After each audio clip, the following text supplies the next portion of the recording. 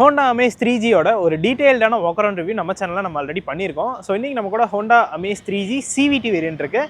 இந்த காரை நம்ம டிரைவ் எடுத்து இது எப்படி பெர்ஃபார்ம் பண்ணுது அப்படிங்கிறத இந்த வீடியோவில் நம்ம டீடைல்டாக பார்க்கலாம். சேனலுக்கு புதுசுனா என் பேர் அம்பரீஷ், நம்மளோட மோட்டோர்ஸ் நம்ம சேனலில் நம்ம எல்லா கார்ஸ் அண்ட் பைக்ஸோட டிரைவ் அண்ட் வாக் அரவுண்ட் ரிவ்யூஸும் பண்ணிட்டு இருக்கோம். இப்போ தான் ஃபர்ஸ்ட் டைம் நம்ம சேனலுக்கு வரீங்க, கண்டிப்பாக சப்ஸ்கிரைப் பண்ணிக்கோங்க. இந்த Honda Amaze CVT நமக்கு ரிவ்யூக்காக ப்ரொவைட் பண்ணதுக்காக நம்ம சேலமில் இருக்க சுந்தரம் ஹோண்டாக்கு ஒரு பெரிய ஷார்ட் அவுட் கொடுத்துக்கலாம். புக்கிங்ஸ் அண்ட் டெஸ்ட்டுக்காக நான் டிஸ்கிரிப்ஷனில் நம்பர் ஆட் பண்ணியிருக்கேன், டெஃபினட்டாக செக் பண்ணி பாருங்கள். ஸோ இப்போ நம்ம இந்த Honda Amaze CVT-யை டிரைவ் எடுக்கலாம். நீங்கள் நம்ம கூட ஆட்டோமேட்டிக் தான் இருக்குது. இது வந்து top and fully loaded variant தான், ZX வேரியன்ட் தான். நீங்கள் நம்ம கூட இருக்குது. ஒரு part digital part unlock instrument cluster கொடுத்துருப்பாங்க. அண்ட் ஆல்சோ க்ரூஸ் கண்ட்ரோல் வந்துடும். இது மட்டும் இல்லாமல் ADAS ஃபீச்சர்ஸுமே இந்த காரில் வந்துடும். அண்ட் லேன் வாட்ச் கேமராவுமே கொடுத்துருவாங்க. இண்டிகேட்டர் ஆன் பண்ணிங்கன்னா லெஃப்ட் சைட் வியூ வரும். ஸோ ஃபர்ஸ்ட் நம்ம ஹேண்ட் பிரேக் டவுன் பண்ணிடுவோம். அண்ட் ஆல்சோ டிரைவ் ஷிஃப்ட் பண்ணிடலாம். Parking, reverse, neutral drive and sport மோடுமே இதில் கொடுத்துருக்காங்க. ஸோ நம்ம கம்ப்ளீட்டாக செக் பண்ணிடுவோம்.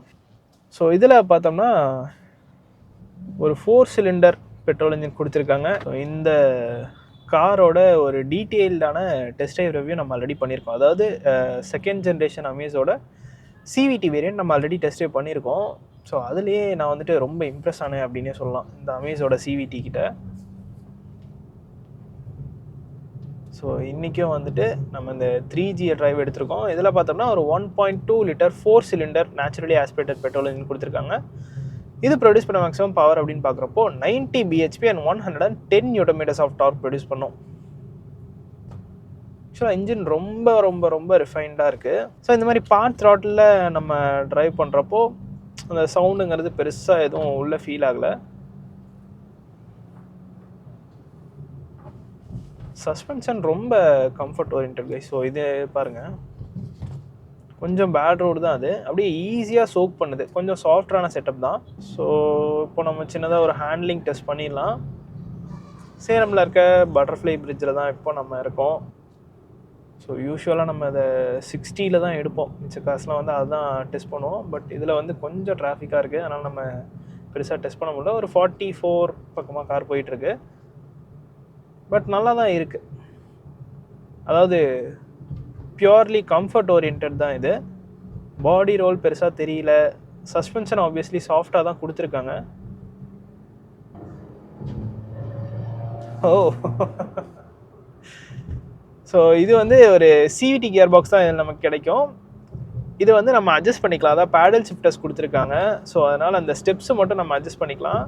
ஸோ இது கொஞ்சம் ஸ்பீடாக நம்ம எடுத்து பார்ப்போம். ஒரு 66. ஓகே. ஸோ பாடி ரோல் பெருசாக தெரியல. பட் அந்த சாஃப்ட் சஸ்பென்ஷன் இருக்கிறதுனால சின்னதாக ஒரு மூமெண்ட் மட்டும் இருக்குது. ஸோ ஹார்டர் சஸ்பென்ஷன் இருந்துச்சுன்னா கம்ஃபர்ட் கொஞ்சம் மிஸ் ஆகும். ஆப்வியஸ்லி நம்ம ஏதோ ஒன்று காம்ப்ரமைஸ் பண்ணி தான் ஆகணும். பட் அந்தளவுக்கு மூமெண்ட் தெரில. அப்படியே லைட்டாக அப்படியே மிதந்துட்டு போகிற மாதிரி இருக்குது. ஸோ லேன் வாட்ச் கேமரா இது ரொம்ப ஒரு யூஸ்ஃபுல்லான ஃபீச்சர் அப்படின்னே சொல்லலாம். ஸோ நீங்கள் இப்படி திரும்பி இப்படி மிரர் பார்க்கணும் அப்படிங்கிற அவசியம் கிடையாது. இங்கேயே உங்களுக்கு தெளிவாக ஒரு வியூ கிடைக்குது.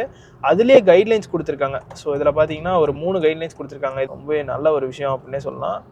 ஸோ நம்ம ஹைவேல போயிட்டுருக்கோம், டிரைவ் மோடில் தான் இருக்குது. ஸோ 90 bhp அப்படிங்கிறது கண்டிப்பாக இந்த காருக்கு ஓகே தான். நல்ல ஒரு பவர் அண்ட் டார்க் ஃபிகர்ஸ் தான். அண்ட் ஆல்சோ மைலேஜுமே இந்த பர்டிகுலர் CVT வேரியண்ட்டுக்கு தான் அதிகமாக கிளைம் பண்ணுறாங்க. 19.46 கிலோமீட்டர்ஸ் ARAலேருந்து கிளைம் பண்ணுறாங்க. மேனுவலோடவே இது கிட்டத்தட்ட ஒரு 1 கிலோமீட்டர் அதிகமாக மைலேஜ் கொடுக்குது. அண்ட் ஆல்சோ ADAS ஃபீச்சர்ஸுமே இதில் நமக்கு இருக்குது. ADASல பார்த்தோம்னா forward collision warning, automatic emergency braking, lane keep assist, lane departure warning, இது மட்டும் இல்லாமல் அடாப்டிவ் க்ரூஸ் கண்ட்ரோல், இந்த மாதிரி எல்லா ஃபீச்சருமே நமக்கு கிடைக்கும்.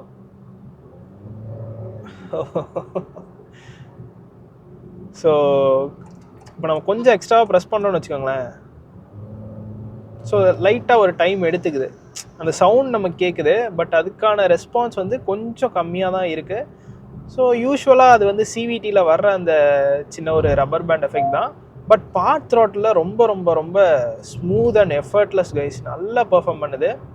அந்த மிட்ரேஞ்ச் பவர் தான் அதில் ரொம்ப நல்லாயிருக்கு அப்படின்னே சொல்லலாம். ஸோ ஹைவேஸில் தான் இருக்க நம்ம ஸ்போர்ட் மோட் ஷிஃப்ட் பண்ணலாம்.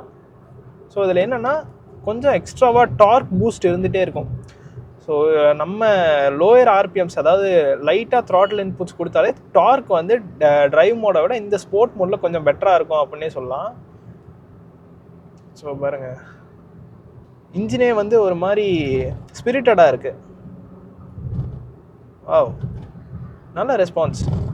ட்ரைவ் மோடோட ஸ்போர்ட்ஸ் மோடில் ரெஸ்பான்ஸ் கொஞ்சம் பெட்டராகவே இருக்குது அப்படின்னே சொல்லலாம். ஸோ இதில் நம்ம மேனுவல் ஷிஃப்ட் பண்ணுவோம். 4th step. இதுதான் கம்ப்ளீட் மேனுவல் திங்ஸ் அப்படின்னே சொல்லலாம். நீங்கள் வேணால் ட்ரைவ் மோட்லேயும் அதை யூஸ் பண்ணலாம், பட் கம்ப்ளீட்டாக அதை நீங்கள் வந்து யூஸ் பண்ண முடியாது. நீங்கள் ஆக்சிலேட்டர் இன்புட்ஸ்க்கு ஏற்ற மாதிரி அந்த ஸ்டெப்ஸ் வந்து சேஞ்ச் ஆகிரும். பட் இதில் அப்படி கிடையாது.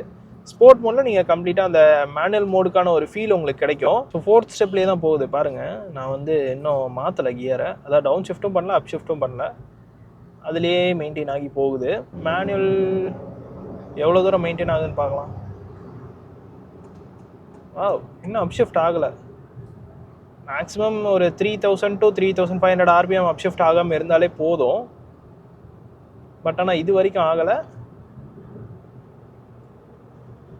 ரொம்ப நல்லாயிருக்கு. ஸோ இது ஆக்சுவலாக சிவிடி தான் அப்படிங்கிறதுனால இது கியர் ஷிஃப்ட் ஆகுறதுலாம் நமக்கு பெருசாக தெரியவே தெரியாது. இந்த புள்ளி டு புள்ளி டிரான்சிஷன் தான் இருக்கும். ஸோ அதனால் ரொம்ப எஃபர்ட்லெஸ்ஸாக ரொம்ப ரொம்ப ரொம்ப ஸ்மூத்தாக இருக்குது. அவுட் சைட் விசிபிலிட்டி எல்லாமே நல்லாயிருக்கு. ஓஆர்எம்ஸ் நல்லா சங்கியாக இருக்குது. நல்ல ஒரு பெரிய டிஎல்ஓ கொடுத்துருக்காங்க. விசிபிலிட்டி எல்லாம் டாப் கிளாஸ் தான், அதில் எந்த ஒரு விஷயம் கிடையாது. ஸ்டியரிங் வீலுமே நல்ல பாயிண்ட் இயராக இருக்குது. நம்ம எங்கே பாயிண்ட் பண்ணுறோமோ அங்கே வந்து தெளிவாக போகுது. கம்ஃபர்ட் ஓரியன்ட் ஒரு டிரைவ் தான் எனக்கு ரொம்ப முக்கியம், அதுதான் நான் வந்து ப்ரையாரிட்டி கொடுப்பேன் அப்படிங்கிறவங்களுக்காக தான் இந்த ஹோண்டாவோட அமேஸ் அப்படின்னே சொல்லலாம். ஹேண்ட்லிங்லாம் வேணும்னா கொஞ்சம் இன்னும் கொஞ்சம் ஹார்டான சஸ்பென்ஷன் தேவை. பட் எனக்கு பர்சனலி இது வந்துட்டு பிடிச்சிருக்கு, நல்லாயிருக்கு. 6th ஸ்டெப்லேயே போகுது பாருங்கள். கிட்டத்தட்ட 49 பக்கமாக வந்துட்டேன். அப்படியே மெயின்டைன் ஆகி போகுது. டவுன் ஷிஃப்ட் ஆகலை, அதாவது இந்த ஸ்டெப்ஸ் வந்து டவுன் ஆகலை. நாம் மேனுவலாக டவுன் பண்ணலாம். 4th பாருங்க 3000 RPM வரைக்கும் வருது. ஸோ இந்த மாதிரி ஹையர் RPMs போகிறப்ப மட்டும் நமக்கு இன்ஜின் சவுண்ட் வந்து லைட்டாக கேபின்குள்ளே கேட்குது. நீங்கள் அந்த 7th ஸ்டெப்லாம் போட்டு ஹைவேஸில் க்ரூஸ் பண்ணுறப்போ ஒரு மாதிரி எப்படி சொல்கிறது, இந்த படத்தில் வர பாட்டு மாதிரி தான்.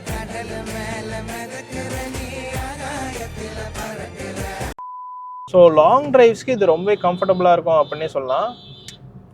இன்னும் நான் மிஸ் பண்ணுற ஒரு சின்ன ஒரு விஷயம் என்னென்னா, இந்த ஃப்ரண்ட் சீட்டுக்கு அண்டர் தை சப்போர்ட் மட்டும் இன்னும் கொஞ்சம் பெட்டராக இருந்துருச்சுன்னா நல்லா இருந்திருக்கும். ஸோ ரொம்ப குட்டியாக இருக்க மாதிரி இருக்குது சீட். ஓகே, இங்கே லைட்டாக ஒரு பவர் லாக் தெரியுது. பட் அதை நீங்கள் கண்ட்ரோல் பண்ணலாம், மேனுவலாக கண்ட்ரோல் பண்ணலாம். 6th கியரில் 6th ஸ்டெப்பில் போயிட்டுருக்கு, பவர் பத்தில். நான் உடனே 5th ஸ்டெப் மாற்றினேன், டப்புன்னு இழுக்குது. Nice nice nice nice surge of power. முக்கியமாக அந்த மிட் ரேஞ்ச் தான் ரொம்ப நல்லாயிருக்கு. 7th step. இப்போ நான் 7th ஸ்டெப் போட்டேன். கார் பார்த்தீங்கன்னா ஒரு 90ல் போயிட்டுருக்கு. இன்ஜின் 2000 RPM கீழே தான் இருக்குது. ஸோ இந்த மாதிரி ஸ்பீடில் ரோட் நாய்ஸ், விண்ட் நாய்ஸ்லாம் பெருசாக கேட்கல. ஸோ எக்ஸ்பான்ஷன் ஜாயின்ஸ் க்ராஸ் பண்ணுறோங்கிற ஃபீல் மட்டும்தான் இருக்குது. எந்த விதத்துலையும் அது நம்மளை அன்கம்ஃபர்டபுளாக ஃபீல் பண்ண வைக்கவே இல்லை.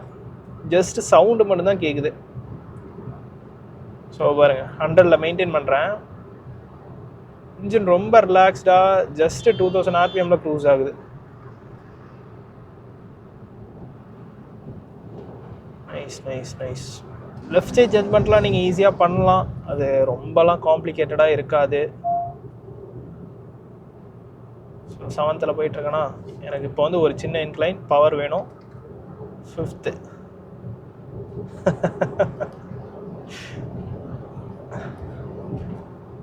Nice nice nice work Honda. உண்மையிலேயே ஒரு சிவிடி கொடுத்தாலுமே, அதாவது ட்ரைவ் பண்ணுறப்போ ஒரு என்கேஜிங்கான ஃபீல் நாங்கள் கொடுப்போம் அப்படின்னு சொல்லிட்டு இந்த ஒரு ஒர்க்கை பண்ணது கண்டிப்பாக ஹோண்டாவுக்கு தம்ஸ் அப் கொடுத்தே ஆகணும்.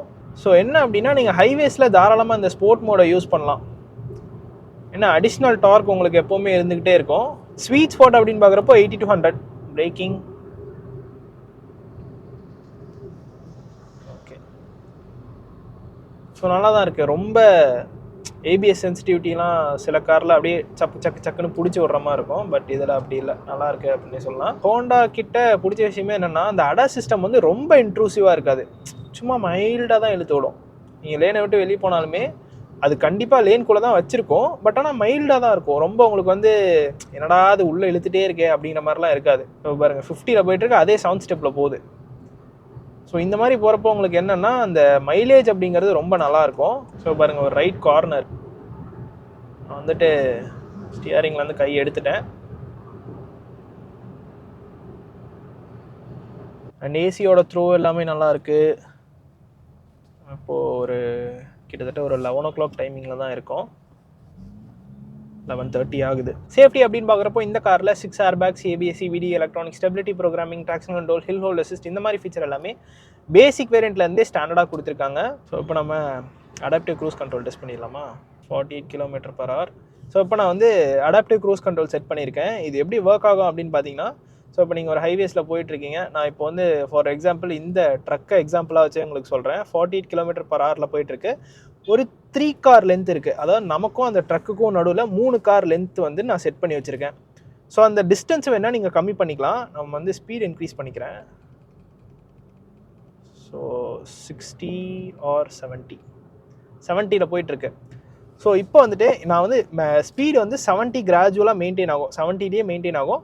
பட் அந்த 3 கார் லென்த் வந்து மிஸ் ஆச்சு அப்படின்னா ஸ்பீடு வந்து ஆட்டோமேட்டிக்காக ஸ்லோ ஆகும். ஸோ இப்போ பாருங்கள், நான் 70 தான் செட் பண்ணியிருக்கேன். பட் ஆனால் ஃப்ரண்ட்டில் அந்த ட்ரக் போயிட்டுருக்கிறதுனால ஸ்பீடு வந்து 52 தான் போகுது, அதுக்கு மேலே போக மாட்டேங்குது. நான் இப்போ 2 கார் லென்த்தாக மாற்றுறேன் அதை. ஸோ இப்போ வந்து இது என்ன கணக்குன்னா, நமக்கு நடுவில் 2 கார் லென்த் இருக்குது அப்படின்னு சொல்லிட்டு தான் அர்த்தம். அந்த லாரிக்கும் நம்ம போயிட்டு இருக்க காருக்கும் நடுவில் 2 கார் லென்த் இருக்க மாதிரி ஒரு மெஷர்மெண்ட் இது. ஸோ இப்போவே பார்த்தீங்கன்னா 2 கார் லென்த் இருந்தாலுமே 70 km போகிற அளவுக்கு நமக்கு அந்த டிஸ்டன்ஸ் இல்லை. ஸோ அதனால் 52 தான் போகுது. அப்போ 1 கார் லென்த் மாத்திரேன். இப்போ டிஸ்டன்ஸ் இன்னும் கொஞ்சம் பக்கமாக போகும். நான் பாருங்கள், எக்ஸிலேட்டரில் காலே வைக்கல, கார் ஆட்டோமேட்டிக்காக வந்து அக்ஸலரேட் பண்ணி போகுது. இதுவே இப்போ பாருங்கள், நான் வந்து இப்போ முன்னாடி ஒரு டிஸ்டர்பன்ஸ் இருக்குது, அதனால் வண்டி போக மாட்டேங்குது. நான் ரைட் லேனுக்கு வரேன். இப்போ பாருங்கள், எதுவுமே இல்லை, நான் எக்ஸிலேட்டரில் காலே வைக்கல. பார்த்தீங்களா, 70 வந்துருச்சு. இன்னும் கொஞ்சம் நம்ம ஹையாக செட் பண்ணலாம், ஏன்னா ரோடு ஃப்ரீயாக தான் இருக்குது. 80. ஸோ இப்போ பார்த்தீங்கன்னா கிட்டத்தட்ட ஆட்டோ பைலட் மாதிரி தான். நான் லேன் கீப் அசிஸ்டும் ஆன் பண்ணிட்டேன், அடாப்டிவ் க்ரூஸ் கண்ட்ரோலுமே ஆன் பண்ணிட்டேன். இது மட்டும் இல்லாமல் அடாஸில் வந்துட்டு உங்களுக்கு ஆட்டோமேட்டிக் எமர்ஜென்சி பிரேக்கிங்கும் இருக்கும். சப்போஸ் யாராவது உள்ளே வந்தாலும் ஆட்டோமேட்டிக்காக பிரேக் பண்ணிடும். அண்ட் ஆல்சோ இப்போ நான் கை எடுத்துட்றேன். ஒரு 2 கார் லென்த்தில் கார் போயிட்டுருக்கு, அப்படியே போகுது பாருங்க. நான் எதுவுமே எந்த இன்புட்டுமே கொடுக்கல, எக்ஸிலேட்டரை கால் வைக்கல, ஸ்டியரிங்கில் கை வைக்கல. ரோட் மார்க்கிங்ஸ் கரெக்டாக இருந்தாலே அது ப்ராப்பராக ஒர்க் ஆகும். ஸோ பாருங்க, நான் ஒன்றுமே பண்ணல, நான் அப்படியே அமைதியாக உட்காந்துட்ருக்கேன். இதுவுமே வந்துட்டு ஜஸ்ட் ஒரு சேஃப்டி ஃபீச்சர் இருக்குது அப்படின்னு டெபிக் பண்ணுறதுக்காக தான். இதை யாரும் மிஸ்யூஸ் பண்ண வேண்டாம். ஸ்டியரிங்கில் பார்த்தீங்கன்னா ஸ்டியரிங் ரெக்வயர்டு அப்படின்னு ஒரு வார்னிங் வருது இன்ஸ்ட்ருமெண்ட் கிளஸ்டரில். ரொம்ப நேரம் அது ஒர்க் ஆகாது.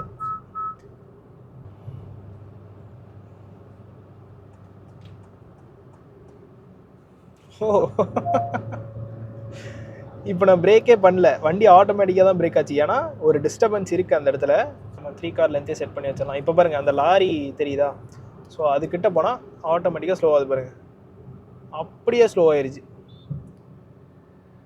3 கார் டிஸ்டன்ஸ் மெயின்டைன் ஆகுது. ஸோ இப்போ வந்து இந்த அடாப்டிவ் க்ரூஸ் கண்ட்ரோல் பற்றி உங்களுக்கு தெளிவாக ஒரு ஐடியா கிடச்சிருக்கும் அப்படின்னு நினைக்கிறேன். மைலேஜ் அப்படின்னு பார்க்குறப்போ சிட்டிக்குள்ளே ஒரு 13 to 14 கிலோமீட்டர்ஸ் நீங்கள் தாராளமாக எக்ஸ்பெக்ட் பண்ணலாம். ஹைவேஸ்னு வந்தீங்கன்னா ஒரு 20 வரைக்குமே கூட கஸ்டமர்ஸ் கிளைம் பண்ணுறதா சொல்லியிருக்காங்க. அவங்க ஏஆர்ஐயில் சொல்கிறதே 19.46 தான், பட் அதை தாண்டியுமே மைலேஜ் கிடைக்கிறதா சொல்லியிருக்காங்க. இந்த செக்மெண்ட்டில் இப்போதைக்கு பார்த்தீங்கன்னா ஏஎம்டி கியர் பாக்ஸ் மட்டும் தான் உங்களுக்கு கிடைக்கும். ஆட்டோமேட்டிக் எடுத்திங்கன்னா டிசைரில் ஏஎம்டி தான் கிடைக்குது, ஹுண்டை ஆரோவில் ஏஎம்டி தான், டாடா டிகார்லையுமே ஏஎம்டி தான் கொடுக்குறாங்க. ஸோ அதை கம்பேர் பண்ணுறப்போ இது கொஞ்சம் ப்ரீமியமான கியர் பாக்ஸ் அண்ட் ஆல்சோ நல்ல ஒரு கியர் பாக்ஸ் அப்படின்னே சொல்லலாம். ஏஎம்டி வந்து ஒரு சின்ன ஒரு ஜர்க் தெரியும் அதில், இதில் நல்லாவே இருக்குது. இந்த செக்மெண்ட்லேயே, அதாவது இந்த செக்மெண்ட்லன்னு கூட சொல்ல வேண்டாம், one of the most affordable car to get ADAS அப்படின்னு கூட இந்த ஹோண்டா அமேஸை நம்ம சொல்லலாம். ஸோ அஃபோர்டபுள் அப்படின்னு சொல்கிறப்போ ப்ரைஸிங் பற்றியும் கண்டிப்பாக பேசி ஆகணும். இந்த சிவிடி கியர் பாக்ஸ் காம்போ வந்து இப்போ உங்களுக்கு பேசிக் வேரியண்ட்லேருந்தே கொடுக்க ஆரம்பிச்சிட்டாங்க. VX அண்ட் ZX அப்படின்னு 3 வேரியண்ட்டில் இந்த ஹோண்டாவோட அமேஸ் உங்களுக்கு கிடைக்கும். V வேரியண்ட்லேருந்தே சிவிடி கியர் பாக்ஸ் காம்போவோட உங்களுக்கு இந்த கார் கிடைக்கும். ஸோ அந்த வேரியண்ட்டோட ஆன் ரோட் ப்ரைஸிங் அப்படின்னு பார்க்குறப்போ 10.96 lakhs on road price Salem வருது. ஸோ இன்றைக்கி நம்ம கூட இருக்கிறது ZX CVT top and variant. இதோட ஆன் ரோட் ப்ரைஸ் அப்படின்னு பார்க்குறப்போ 13.86 lakhs on road price Salem வருது. ஸோ ஒரு சின்ன ஒரு பேரிகேட் வச்சுருக்காங்க. அண்ட் வாரண்ட்டி அப்படின்னு பார்த்தோம்னா இந்த காருக்கு 3 years or unlimited kilometres warranty கொடுத்துறாங்க. நீங்கள் வேணும்னா எக்ஸ்டெண்டுமே பண்ணிக்கலாம். 7 இயர்ஸ் வரைக்கும் அன்லிமிட்டட் கிலோமீட்டர்ஸ் வாரண்ட்டி எக்ஸ்டெண்ட் பண்ணிக்கலாம். அப்படி இல்லைனா 10 இயர்ஸ் ஆர் 1,20,000 கிலோமீட்டர்ஸ் வரைக்குமே அதை நீங்கள் எக்ஸ்டெண்ட் பண்ணிக்கலாம். ஸோ இதுதான் கைஸ் இந்த ஹோண்டா அமேஸ் ZX CVT-யோட ஒரு டீட்டெயில்டான டிரைவ் ரிவ்யூ. இந்த வீடியோ பிடிச்சிருந்துன்னா லைக் பட்டன் தட்டி விட்டுக்கோங்க. அண்ட் ஆல்சோ இந்த ஹோண்டா அமேஸ் பற்றின உங்களோட தோட்ஸை கமெண்ட் செக்ஷனில் சொல்லுங்கள். See you guys in the next video real soon. Take care, bye bye and drive safe.